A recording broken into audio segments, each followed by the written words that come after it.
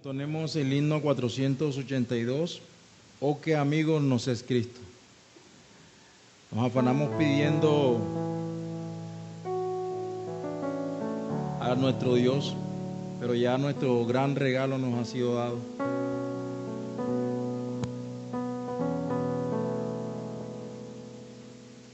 Oh, qué amigo nos es Cristo. Él llevó nuestro dolor. Él nos manda que llevemos todo a Dios en oración.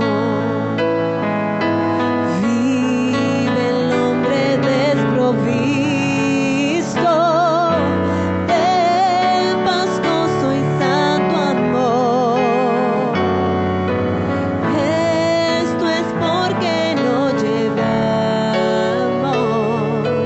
todo a Dios en oración. Andas débil y cargado de cuidados y temor. A Jesús refugio eterno, dile todo en oración. Te desprecian tus amigos, cuéntaselo en oración. En sus brazos de amor tierno, paz tendrá tu corazón. Jesucristo es nuestro amigo, de esto prueba nos mostró, pues a redimirnos vino por nosotros humano. El castigo de su pueblo, en su muerte él sufrió. Cristo es un amigo eterno, solo en él confío yo. Solo en él confío yo.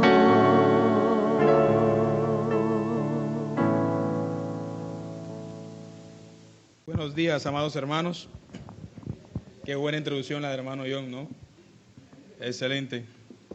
Amados hermanos, pueden acompañarme por favor en sus Biblias, tengan la bondad, a la carta de Hebreos, por favor.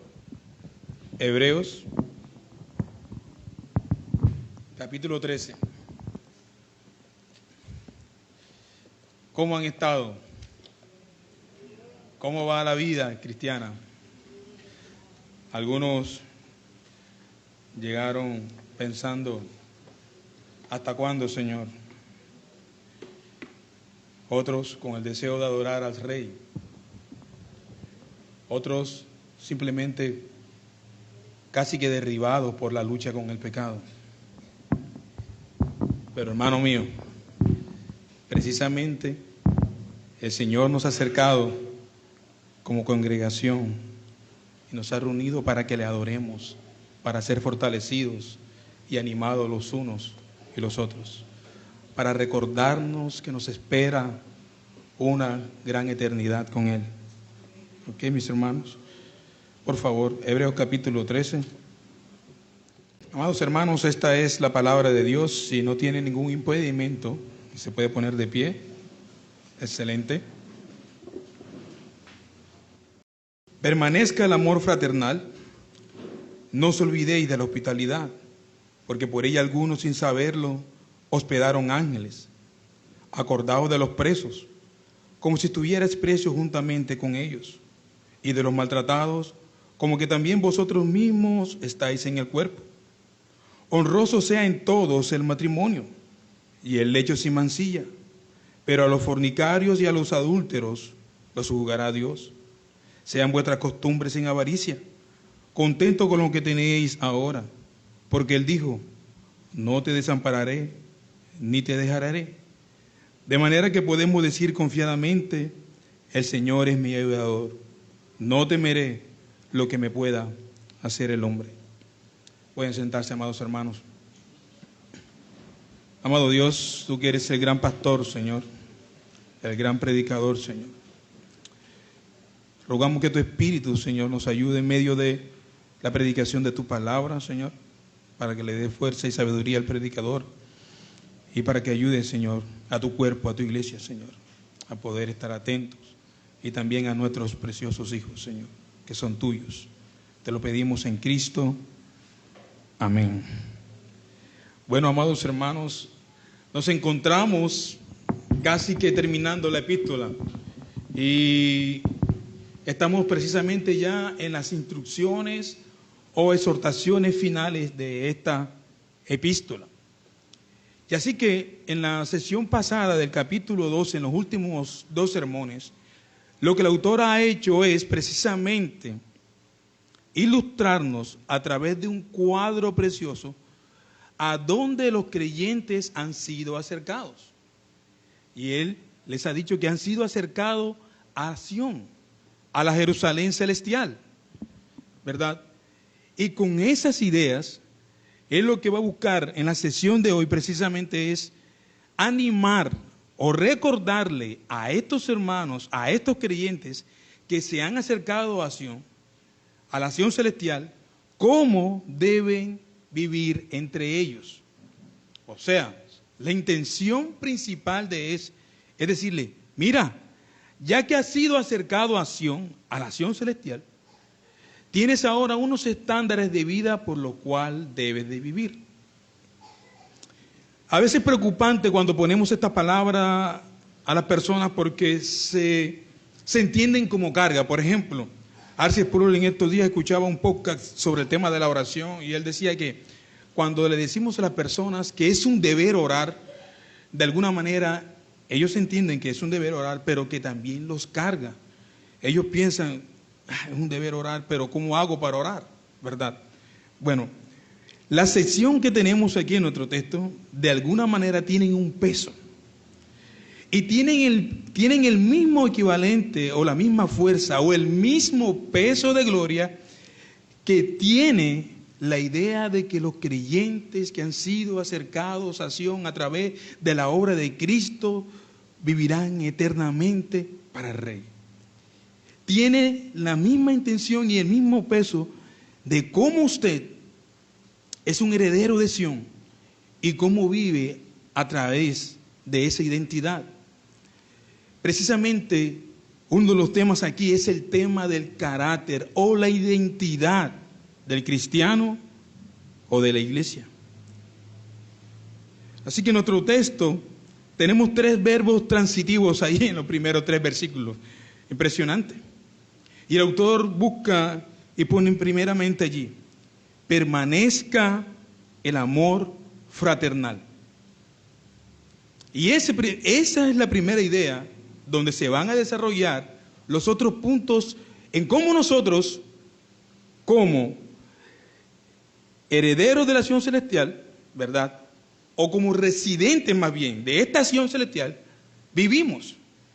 Es un carácter contracultural.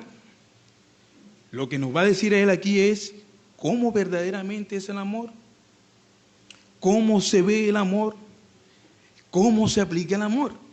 Y tenemos todos estos mandatos allí, ¿verdad, cuñaditos? Y uno dice, bueno, está bien. Yo puedo entender qué significa el tema de acordarme de los presos, de la hospitalidad, de los maltratados. Pero ¿qué hace allí en todas estas instrucciones el matrimonio? ¿Qué tiene que ver el matrimonio con acordarme de los maltratados o de los presos? Bueno, precisamente lo que el autor busca es traer todos estos temas para que la congregación, la iglesia, sepa cómo debe vivir. Y entre todos los temas que le competen al cristiano está la institución también del matrimonio. Entonces, amados hermanos, Lo primero que vemos aquí es esta palabra permanezca el amor. Antes de eso, quiero decirle que he titulado a mi sermón Permanezca el amor fraternal. Y lo he dividido en 3 breves puntos. Conservar el amor fraternal, custodiar el amor fraternal y arraigándonos en un amor mayor. Ahora, mis hermanos, el texto dice, permanezca el amor fraterno, el amor fraternal.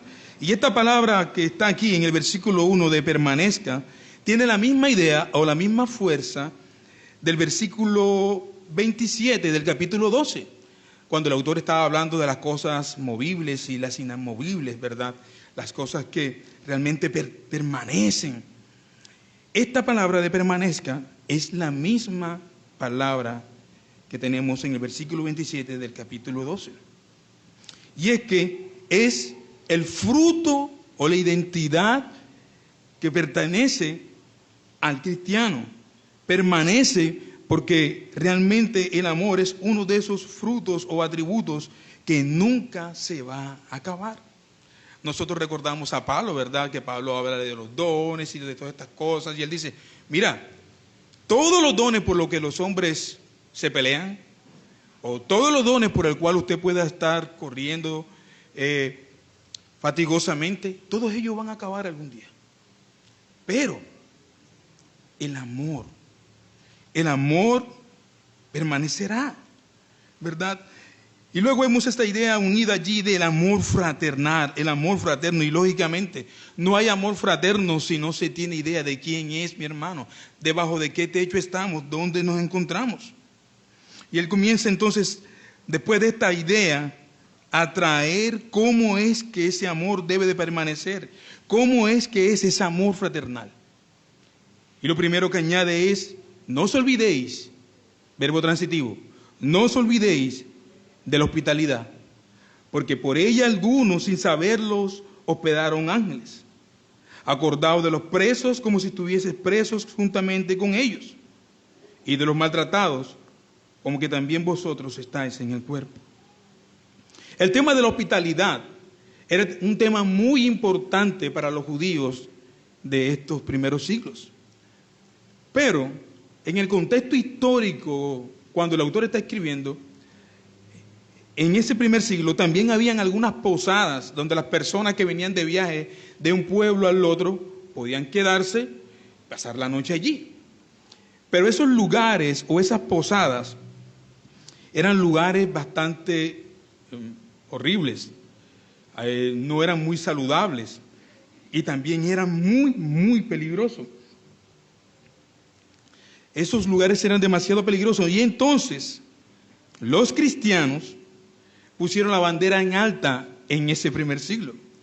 Los cristianos, los judíos, buscaban la manera de que cuando llegaran los extranjeros, poderlos hospedar en sus propias casas.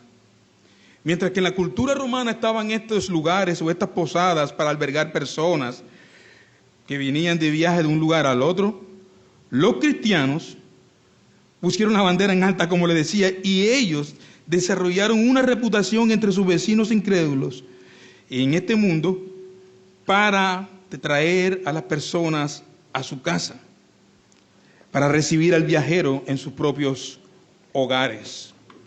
Esto realmente es impresionante, porque precisamente es lo que va a buscar el autor, es un carácter contracultural de lo que piensa el mundo o de cómo desarrolla el mundo sus ideas a lo que el cristiano entiende de las ideas y de los temas que le competen, como los que tenemos aquí.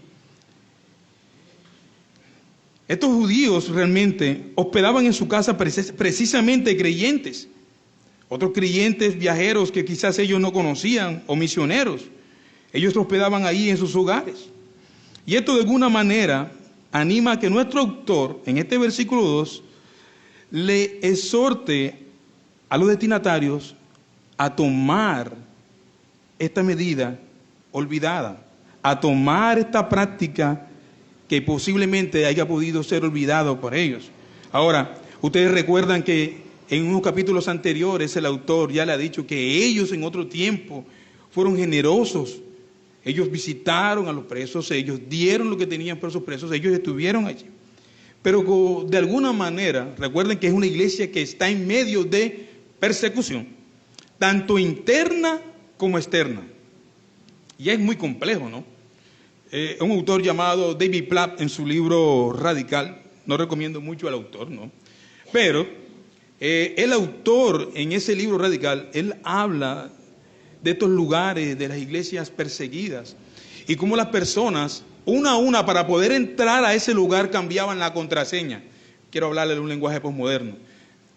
Por ejemplo, mira, la iglesia está en este lugar, la segunda calle, ahí está una tapa de alcantarilla, tienes que llegar, esperar tantos minutos para poder entrar y bajar allí, ahí están los hermanos congregándose. Y él dice que es tan complejo poder reunirse en el día del Señor, que si ven a uno solo entrar por allí, todos los demás son atrapados y tienen condena de pena de muerte por ser cristianos. Esta práctica de dar la bienvenida a la gente a nuestros hogares es algo que para nosotros es muy complejo hoy en día. Para nosotros puede ser, bueno, hermano, es difícil yo recibir a un extraño porque no solamente es la hospitalidad, ¿verdad?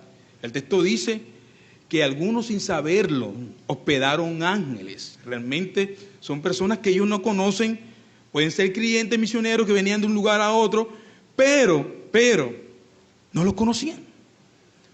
No es lo mismo para nuestros tiempos, ¿verdad? Que un pastor nos llame, hermano, mire, para Cartagena va la familia tal, puede hospedarla en su casa, ya tenemos una referencia de esta familia. Pero en nuestro contexto no había eso. Y ellos optaban por abrir la puerta de su casa y recibir a esta familia. Pero, ¿qué es la hospitalidad como tal? ¿Qué es como tal la hospitalidad? ¿Es llevar a tus hermanos o a alguien a tu casa y invitarlos a un lugar de entretenimiento y decirle, mira, aquí, esta es mi casa, aquí hay un subwoofer, aquí tenemos un televisor de 65 pulgadas, vamos a vernos el partido hoy, ¿quieres papitas? Vamos a divertirnos y con esto es que yo me entretengo todas las semanas, mira qué divertido es mi casa. No. La hospitalidad no tiene nada que ver con eso. La hospitalidad es la intención de llevar a alguien a tu casa para servirlo, para alabarlo, para animarle, para consolarle, para mostrarle el amor. La hospitalidad tiene la intención, mis hermanos, de que los otros sean servidos de tal manera que ellos puedan ver a Cristo por medio de tu servicio. Lo otro es que ellos me vean a mí. Mírenme aquí. Pero no, esa no es la intención de la hospitalidad. Ahora, yo recuerdo por allá en el 90 y algo, un programa donde las parejas, ¿no?, que estaban buscando para casarse, buscaban casas y llegaban a todas estas personas, corredores de vivienda, y ellos venían y le daban como un pequeño tour por algún barrio o la ciudad sobre las estructuras de los apartamentos o casas. Y las parejas siempre que estaban buscando allí, bueno, ellos estaban interesados en cómo era la terraza, el patio, el balcón. Pero algo que recuerdo, y cuando estudiaba esto de la hospitalidad, me vino a la mente inmediatamente, era que casi todas estas parejas decían, mira, pero es que necesitamos un lugar donde podamos hospedar personas que nos visiten. Esta no nos sirve. Para nuestros días eso es casi que complejo. Casi siempre de las viviendas a las que estamos sometidos son, como dicen algunas personas, pequeñitas cajitas de fósforos. Una cocinita pequeña, un cuartico bastante estrecho y una pequeña sala. Y el que te va a vender la vivienda dice, mira, es más que suficiente, está bien. Debes de tomarla porque no hay casi vivienda. Y en las personas no está casi que la intención de pensar, Hércules, necesito por lo menos una habitación más para hospedar a alguien. ¿Ves que precisamente ese amor fraternal que tiene que permanecer en el creyente no simplemente está pensando en su comodidad? No tiene que ser una casa lujosa ni algo extraordinario. Puede ser una casa de tablita a la orilla de la carretera Turbaco, con una pequeña terracita y 2 o 3 habitaciones. Hermanos, tengo un lugar para que pueda llegar. El tema no es la casa, el tema es lo que usted hace con la visita que llega allí. Eso es lo que el autor está incentivando en los creyentes. Él quiere alentarlos a que hagan esto. Hermanos, permanezca este amor en ustedes, que nunca se vaya, que esté allí firme, firme como la fe misma, que esté allí firme como la convicción de que han sido herederos de Sión. Tu identidad debe de ser el servicio a los demás. Y lo interesante de esto es que este servicio está relacionado con los creyentes. Con los creyentes. Pero ¿y qué de las personas que no son creyentes? ¿Te has preguntado algún día en medio del servicio, oye, hay personas que yo no conozco en la iglesia, ¿qué tal si yo invito a esta familia a casa y puedo partir el pan con ellos? Por ejemplo, viene la Navidad, ¿cierto? ¿Y qué tal si vienes y haces, no sé, algo? Y simplemente le lavas los pies. Usted sabe lo que quiero decir, ¿verdad? Y simplemente enjuaga sus lágrimas. Hermano, pero es que no lo puedo hacer porque en diciembre ya estoy pensando en la ropa de diciembre y necesito un par de zapatos más y el vestido, tío. ¿Qué voy a hacer? Venga, pastor, tiene que tener misericordia conmigo. No, mi hermano, no. ¿Sabes? El amor fraternal y la hospitalidad también busca cubrir los pies de otro. Cubrir el cuerpo del otro. Sabes que el Señor te ha cubierto con el vestido de su sangre y te ha puesto los collares de su santidad y la corona de que eres mío y me perteneces. No hay calzado en esta era, en estos tiempos, ni en ningún tiempo que puedan compararse con los calzados de la justificación que te conducen a las sendas eternas en Cristo, hermano. No lo hay. Así que tenemos ante nosotros algo bastante pesado. Lo podemos leer así de manera frívola y, bueno, sí, la hospitalidad, acordarse de los presos, ok, y de los maltratados, ok. Pero si te detienes por un momento y meditas en este tema de la hospitalidad, sabrás que eres más egoísta de lo que crees que eres. Que eres más egoísta de lo que piensas que eres. Que no estás dispuesto a partir el pan del cuerpo de Cristo con otro. Que no estás dispuesto a hacerlo. Es más fácil mandar un PDF, regalar un libro, que sentarse con otro y compartir de cómo le puedes ayudar. Niños que estás aquí, ¿de qué manera puedes ayudar a tu padre a servir a otras familias cuando llegan a tu casa, querido hijo? ¿Sabes cuántos niños tenemos en nuestro contexto que no saben lo que es un hogar? ¿Que no saben lo que es un padre, una madre? Oh, cuánto nos hace falta salir allá afuera. Nos hace falta tanto desde adentro poner en práctica estas verdades como llevarlas afuera. Niños que no conocen la palabra paternidad. Personas que no conocen un amor fraternal, fraterno. Esta visión de la hospitalidad, mis hermanos, que sostiene este autor, es increíble y también es liberadora. Porque no requiere que de nosotros tengamos que hacer un espectáculo, no sé si me entienden. No es que usted tiene que hacer la super fiesta y poner globos, no. Hermano, ¿quieres ir a mi casa y compartir un arroz con huevo y conversamos un poco sobre tu vida y hablamos? Sencillo. Podría preguntarte hasta este momento lo siguiente: ¿Cuáles son algunas de las formas en que yo podría ejercer este tipo de hospitalidad en mi iglesia local, en mi barrio o en mi trabajo? ¿Cómo? ¿Cómo puedo poner en práctica este tipo de hospitalidad? ¿Cómo puedo hacerlo? Aquí, precisamente, es donde el texto nos trae esperanza. Porque, de alguna manera, las personas se entienden culturalmente que cuando tú llevas una persona a la casa, tienes que, ¿cómo que se dice el dicho? Tirar la casa por la ventana. No, hermano, no. Mira, es servir al otro. Es despojarte, humillarte para servir al otro. Tenemos a nuestro mismo Cristo que descendió para servirnos y lavarnos. Y ahora, no solo eso, lo que ha hecho Cristo también es asegurarnos un lugar eterno, ¿cierto? Es sublime lo que Cristo ha hecho.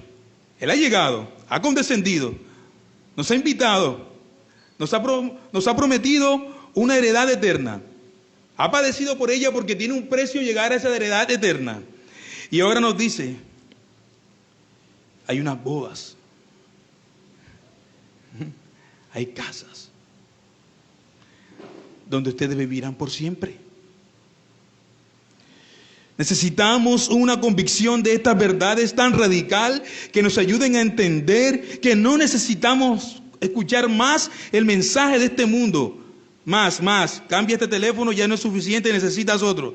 Más, los zapatos se te están gastando, necesitas otro. Más, la casa es insuficiente, necesitas mudarte. Más, el carro no sirve, tienes que cambiarlo por otro porque necesitas otro carro porque... ¿Qué?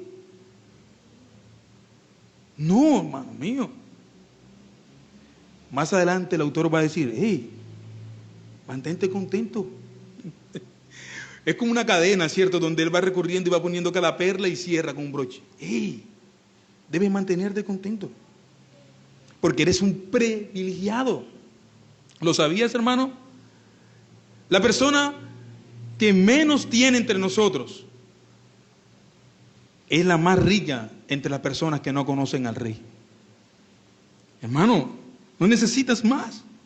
Pero el autor no solamente se queda allí, ¿verdad? Y él añade que este tipo de hospitalidad, antes de seguir alentándonos a hacer hospitalidad, él hace ahora algo interesante y añade el testimonio de lo que pasó con Abraham cuando llegaron estos ángeles y entre ellos vino Cristo en Génesis 18. Cuando Abraham, no sé si recuerdan en esta sesión que le da la bienvenida a estos tres hombres y cuando los vio de lejos en su tienda les dio comida, les dio agua para lavarse los pies. Les sirvió con una actitud ansiosa a ellos. Entre estos tres hombres estaba nuestro Rey. Así que lo que busca el autor es decir, oye, mira, algunos hospedaron de tal manera que no supieron que hospedaron ángeles. Ahora usted dirá, bueno, hermano, entonces yo voy a abrir la puerta de mi casa para esperar que llegue un ángel. Tu hermano, hermano mío,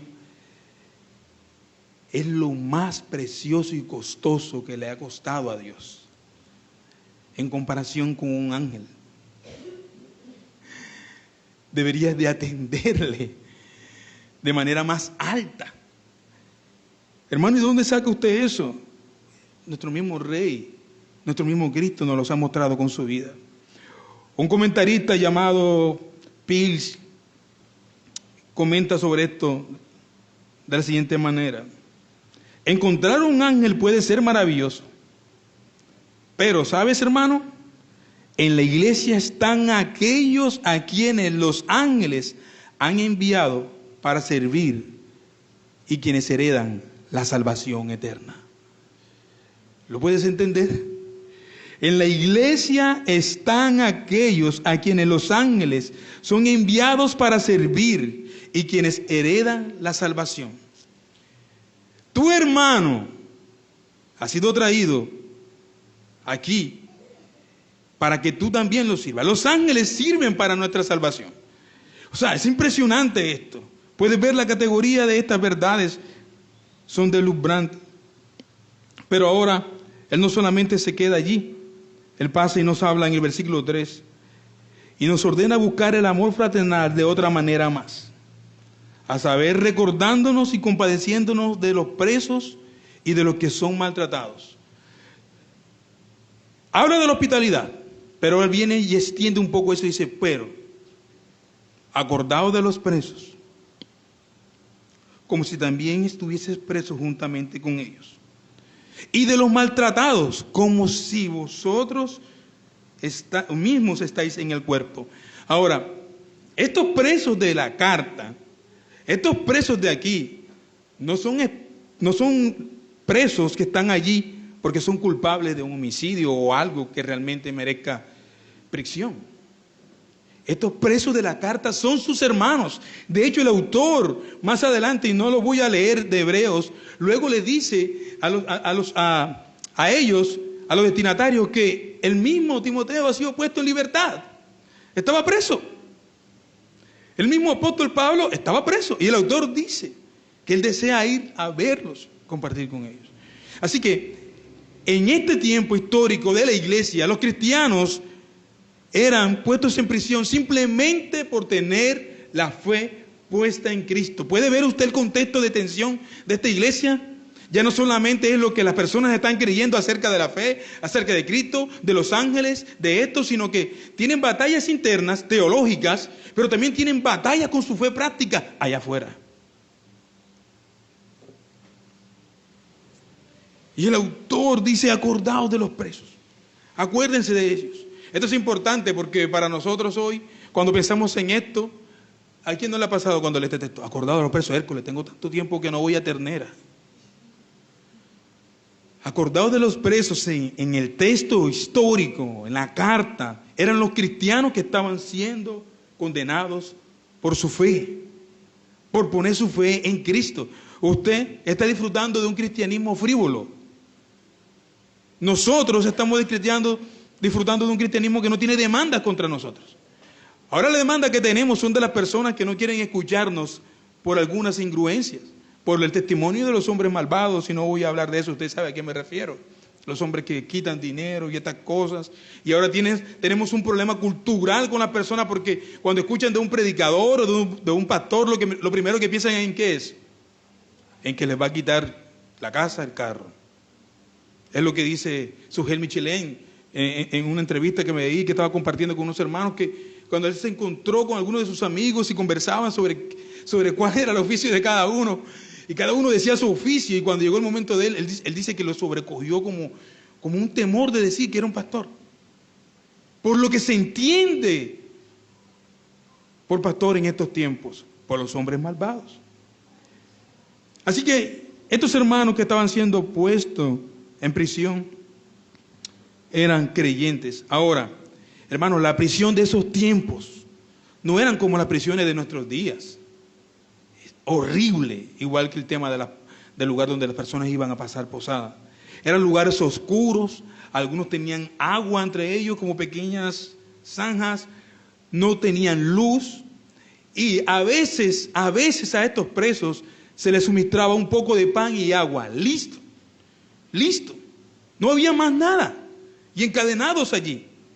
¿Ve por qué el autor tiene que decirle a ellos el amor fraternal, la hospitalidad y los presos?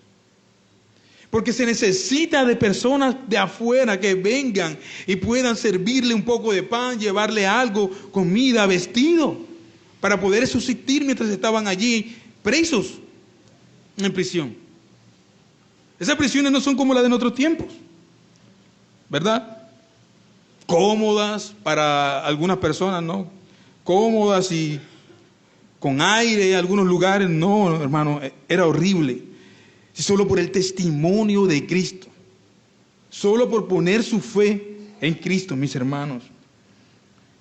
Así que el autor de Hebreos dice estas verdades y él acuña. Recuerden que él exhortó a sus lectores en Hebreos capítulo 10, 32. Vamos a leerlo. Porque Lo que pasa aquí es que él le está recordando con otras palabras lo que ya les había dicho en el capítulo 10, versículo 32. Hebreos 10, 32.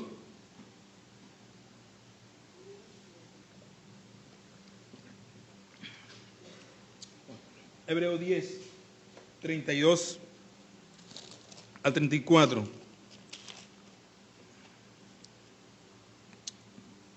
Dice: pero traed a la memoria los días pasados, en los cuales, después de haber sido iluminados, sostuvieron gran combate de padecimiento. Por una parte, ciertamente con vituperios y tribulaciones, fuisteis hecho espectáculo, y por la otra llegasteis a ser compañeros de los que estaban en una situación semejante. Porque de los presos también os compadecisteis, y el despojo de vuestros bienes sufristeis con gozo, sabiendo que tenías en vosotros una mejor y perdurable herencia en los cielos. Oh, mis hermanos, él lo que está buscando es esto, recordarle lo que ya le ha dicho. Miren, tienen una mejor herencia en los cielos. Acordaos de los presos. Esta es otra manera como este amor fraterno entre hermanos se manifiesta.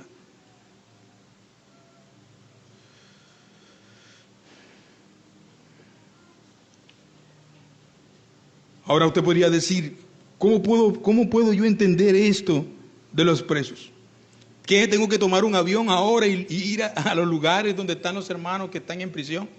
No, pero sí podríamos orar por todos los santos que están ahora mismo, presos por su fe. Algunos con sentencia de muerte para el día de hoy por su fe. ¿Lo sabías? ¿Lo sabías que cada vez que haces una pataleta en tu casa, querido hijo, con el pan que pone tu padre, o quizás nosotros mismos como adultos, estás siendo ingruente con tu fe en comparación con otros que se le ha quitado todo tipo de pretensiones y están dispuestos a morir ahora mismo por su fe? ¿Estás tú dispuesto a recibir humillaciones por tu fe? Por tu grupo de amigos con que trabajas, impíos que trabajan contigo, ¿te conviertes tú a ellos? ¿O eres tan sólido en tu fe que ellos no pueden llevarte a que te conviertas a ellos? Esto es más serio de lo que pensamos, mis hermanos. Esto no es para tomarlo de manera frívola. No, mis hermanos. Hoy tenemos personas que están en prisión por su fe, no aquí en Ternera. Aquí no tenemos. Pero una de las maneras como puedes hacerlo es estar atento a estas noticias. Para orar con convicción por esos hermanos. Para entristecerte con ellos. Para llorar con ellos. Para tener una vida cristiana más consciente en estos tiempos.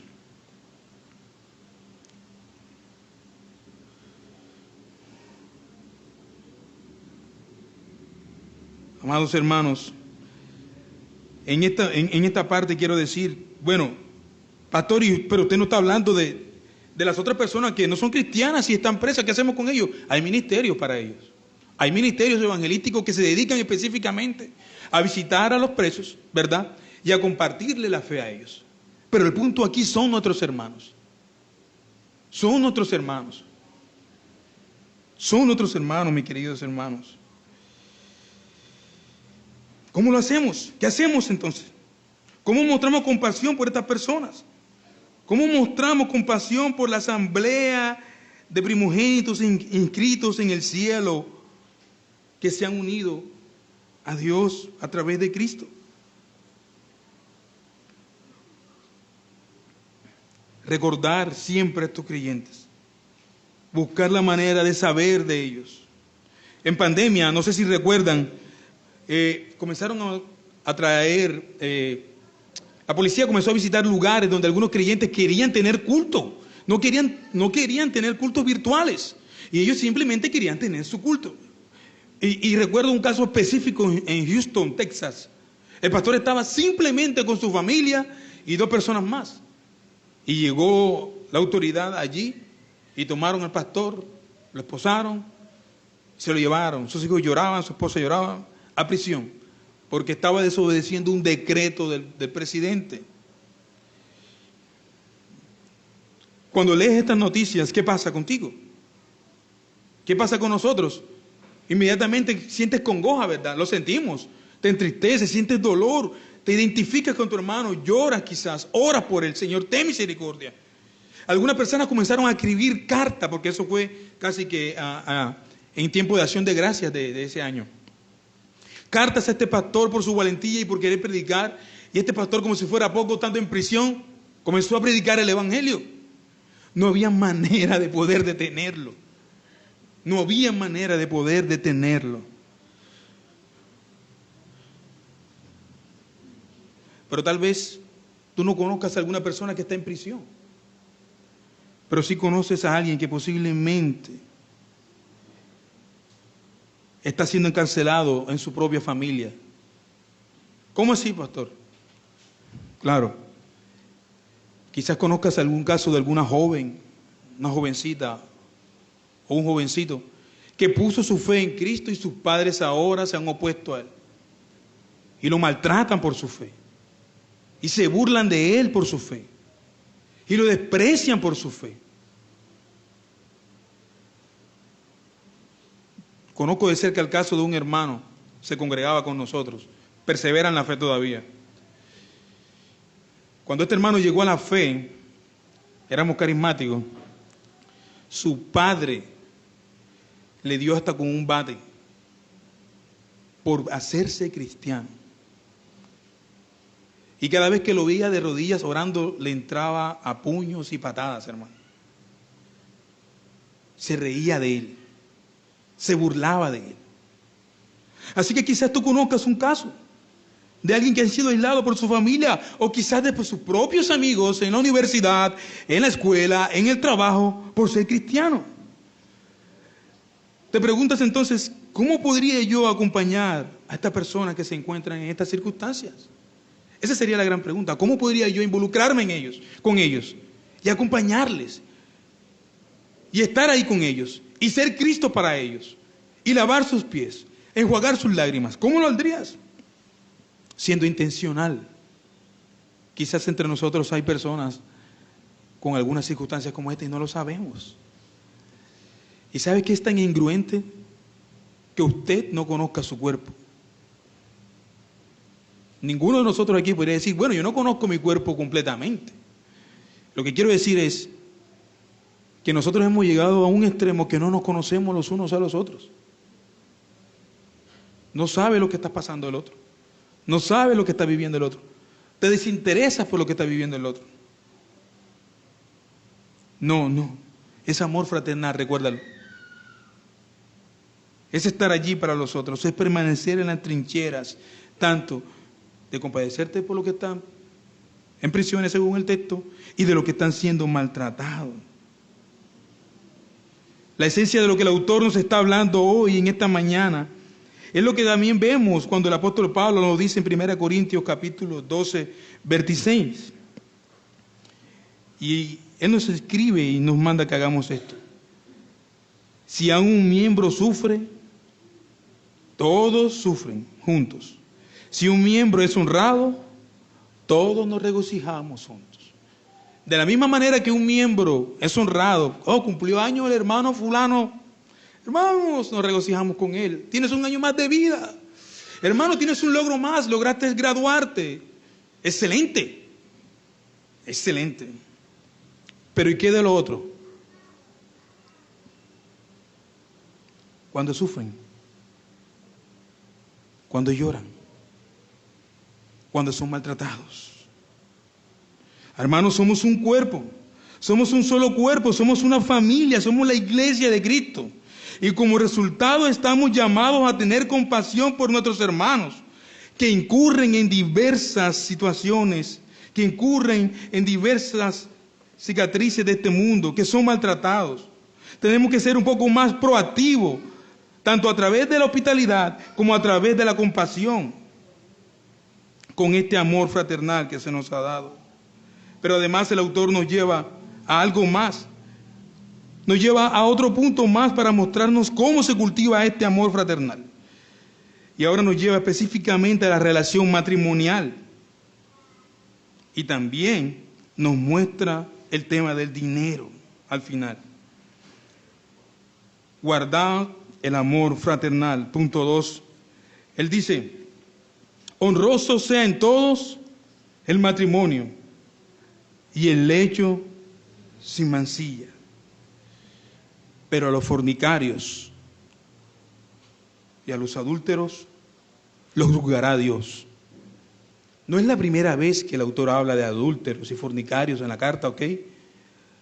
Unos capítulos atrás, creo que ahí mismo en el 12, versículo 16, cuando está dando las advertencias, él dice, mirá que no hay algún fornicario profano, y luego trae un ejemplo, como Esaú, entre ustedes. No es la primera vez. Pero el punto aquí es el matrimonio. Así que, ¿cómo cabe el matrimonio en todas estas ideas que tenemos, verdad? De la hospitalidad, de acordarnos de los presos, de los maltratados, que cómo precisamente es honrar el matrimonio. Es hablar entre nosotros con los que no se han casado todavía y sentarlo y decirle, mira, esto es el matrimonio. Es santo, es la institución divina de Dios. Es la parábola misma de Dios con su esposa. Merece respeto. ¿O eres de los que se sienta con los amigos en el trabajo a reírse con estas pequeñas burlas que hay por allí del matrimonio? No. Tiene que ser, y el texto no dice, sea honrado por algunos. Fíjese que tampoco el texto dice, sea honrado por los casados. Honroso sea el matrimonio en todos. Eso incluye a los solteros. Pero también incluye que nosotros nos involucramos con ellos y hablamos de la grandeza del matrimonio, del dolor que hay en el matrimonio y de la victoria del matrimonio, que es puro, que es santo, que es precioso, que es digno. ¿Con qué tiempo o regularidad te sientas con una jovencita, mi amada hermana, a hablarle del matrimonio? Y es muy importante, porque algunos hermanos van de iglesia en iglesia buscando hermanas, porque se quieren casar. Hermana, quizás tú seas la trampa de un hermano que viene de otro lugar, buscando una jovencita, pero ni siquiera tiene idea de lo que es el matrimonio. O quizás viceversa. Usted sea el joven y esta hermana está visitando, buscando un esposo, pero no sabe lo que es el matrimonio. No lo sabe. Así que me regocijo cuando algunos hermanos que he visto lo hacen. Se sientan con alguna familia, las invitan a su casa, parten el pan. Gloria a Dios por estos hermanos. Y hablan del matrimonio. Y cómo se supera el matrimonio. Y cómo se sufre en el matrimonio por las hermanas, ¿no? Honroso sea el matrimonio por todos. Se ha tenido por puro, se ha tenido por santo. Pero a los fornicarios y a los adúlteros, a los que no tienen en gran estima este matrimonio, los juzgará Dios. De todos los pecados que podemos ver en las Escrituras, uno de los pecados que el Señor se toma más en serio es el pecado del adulterio y la fornicación. ¿Lo sabías? De todos los pecados que el Señor se toma más en serio en las Escrituras es este. Y es importante, jóvenes que están en noviado en nuestra congregación. Tú tienes que buscar la santidad de tu novia, no llevándola a un lugar para caer. Tienes que protegerla precisamente de eso. Y usted, jovencita, no dé lugar a un hombre en lugares que no son dignos para reunirte con una persona, porque puedes caer. Puedes caer alguno de los dos. No, es que yo soy suficientemente fuerte, hermano. Yo tengo una doble porción del Espíritu y estoy vestido con unas armaduras que no siento nada. Mentira, hermano. Ustedes muy bien saben que una pareja sola en un lugar equivocado puede ser terrible. Terrible. Como padre, si tienes a a alguien con intenciones de casarse con su hija o con su hijo, las horas de la visita son de tal hora a tal hora, listo, ya. No que, hija, si tú te vas a casar, vas a cumplir también con algunas reglas. Y esta será una manera en que, ¿cómo tú le muestras a tu novio que te sometes? ¿Ves? O sea, si un novio tiene la gracia de que su suegro se interponga y le diga, hasta las 8:30 la visita, papá. Muy cruel, ¿qué? Hasta las 8:30 la visita, mijo. ¿Ok? Tendrías que ver gracia. Si ella se somete al padre allí, ten por seguro que tendrás una mujer que se someterá a ti tranquilamente.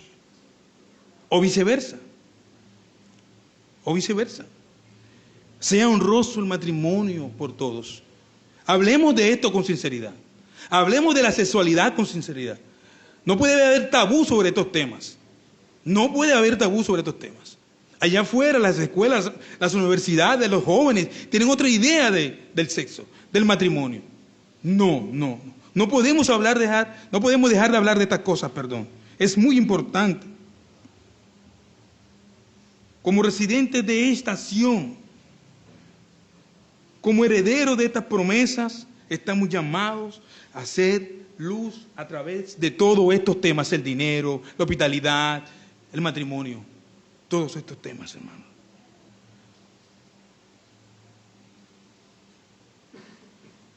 Honroso sea el matrimonio.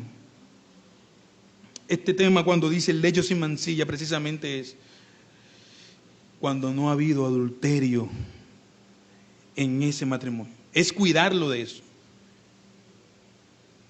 Es mantener la relación sin esa caída.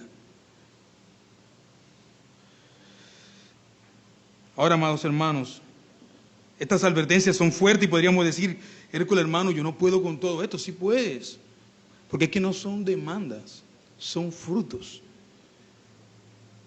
de cómo viven los que han sido acercados a acción.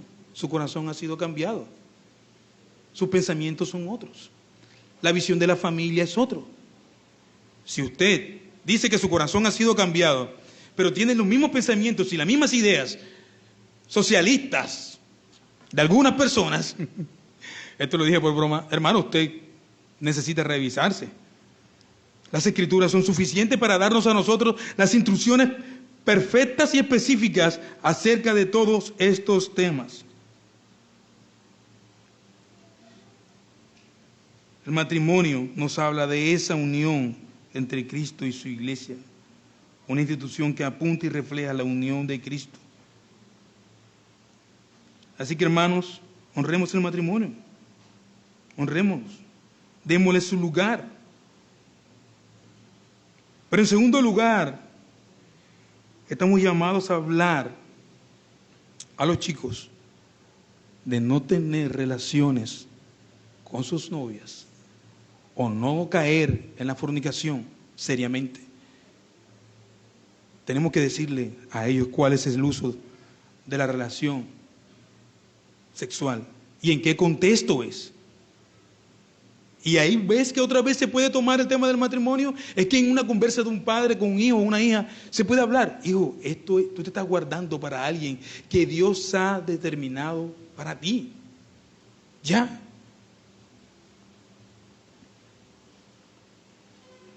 Pasamos al último tema, entonces. Sean vuestras costumbres, versículo 5, sin avaricia, contentos. Sean vuestras costumbres sin avaricias, contentos con lo que tenéis ahora, porque Él dijo: no te dejaré, no te desampararé, ni te dejaré. De manera que podamos decir confiadamente: el Señor es mi ayudador. Cuando Josué fue llamado, ¿verdad?, por el Señor, que Moisés murió, lo primero que el Señor hizo fue tomar a José y mostrarle que Él iba a estar con él. En Josué capítulo 1, versículo 8, el Señor lo llama. No se aparte de ti la palabra. Dice: así como estuve con Moisés, estaré contigo. De tal manera, mis hermanos, que hablar del dinero en nuestros tiempos y de la confianza del Señor es un tema importante, porque los dos nos llevan a lo mismo. Si tú no tienes confianza en el Señor, tiene un pensamiento del dinero diferente. Pero si usted confía de que el Señor es su proveedor, de que está con usted, pues tendrá un entendimiento del dinero también diferente. Por el dinero,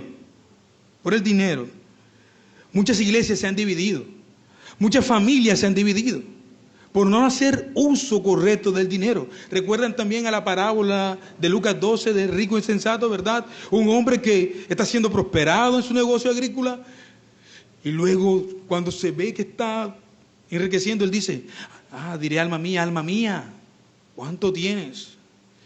¿Verdad? Y el Señor le dice, necio, necio. Hoy vienen a pedir tu alma. Y lo que has guardado, ¿para quién será? Así que tener una idea objetiva del dinero no es mala. No es malo que algunos hermanos sean prosperados y tengan más. No es malo que usted prospere en su trabajo y tenga suficiente dinero.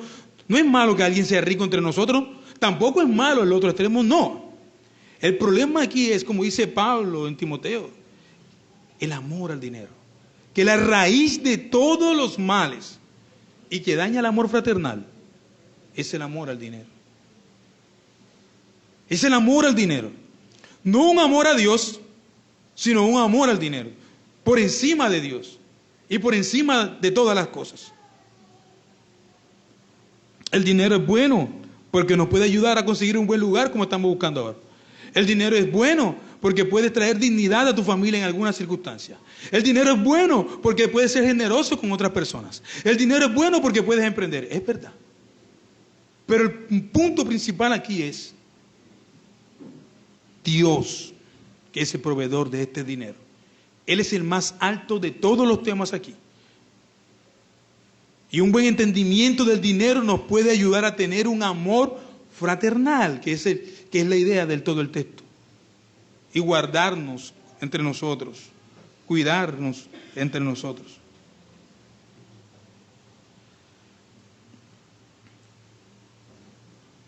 Podemos ser tentados cuando tenemos o mucho dinero o cuando estamos escasos del mismo.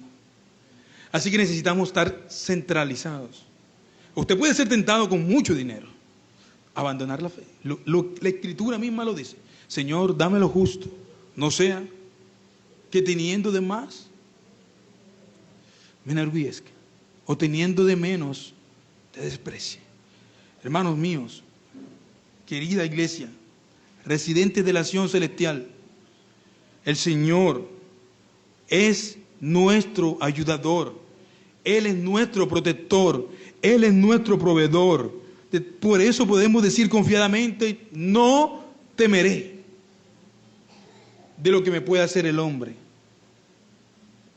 El Señor está conmigo, es mi protector y es mi ayudador. Oremos. Señor Dios de toda gracia, Tú nos has dado, Señor, instrucciones específicas, Señor, para vivir la fe, Padre. Ayúdanos, porque lo necesitamos. Gracias en Cristo te damos, Señor. Y ayúdanos a poner en práctica, Señor, tu palabra. Te lo pedimos en Cristo. Amén.